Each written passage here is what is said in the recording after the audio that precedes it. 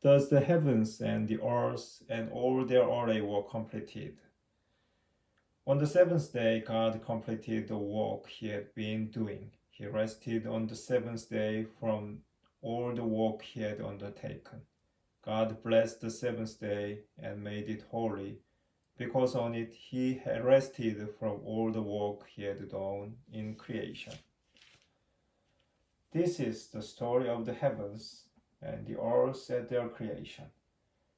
When the Lord God made the earth and the heavens, there was no field shrub on earth, and no grass of the field had sprouted. For the Lord God had sent no rain upon the earth, and there was no man to till the ground. But the stream was welling up out of the earth and watering all the surface of the ground. Then the Lord God formed the man out of the dust of the ground and blew into his nostrils the breath of life, and the man became a living being. The Lord God planted a garden in Eden, in the east, and placed there the man whom he had formed.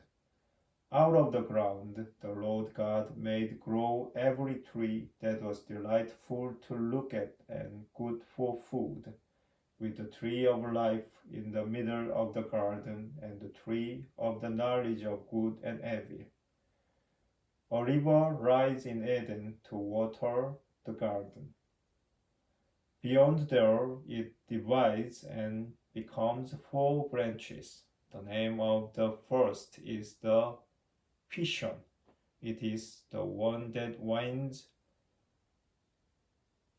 through the whole land of Havilah, where there is gold. The gold of that land is good. Bdellium and lapis lazuli are also there. The name of the second river is the Gihon. It is the one that winds all through the land of Cush. The name of the third river is the Tigris. It is the one that flows east of Ashur. The fourth river is the Euphrates.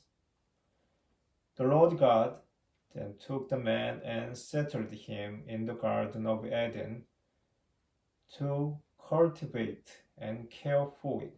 The Lord God gave the man this order: who are free to eat from any of the trees of the garden except the tree of knowledge of good and evil. From that tree you shall not eat. When you eat from it, you shall die. The Lord God said, it is not good for the man to be alone. I will make a helper suited to him. So the Lord God formed out of the ground all the wild animals and all the birds of the air, and he brought them to the man to see what he would call them. Whatever the man called each living creature was then its name. The man gave names to all the tame animals, all the birds of the air, and all the wild animals, but none proved to be a helper suited to the man. So the Lord God cast a deep sleep on the man, and while he was asleep, he took out one of his ribs and closed up its place with flesh. The Lord God then built the rib that he had taken from the man into a woman. When he brought her to the man said, this one, at last, is bone of my bones, and flesh of my flesh. This one shall be called woman, for out of man this one has been taken.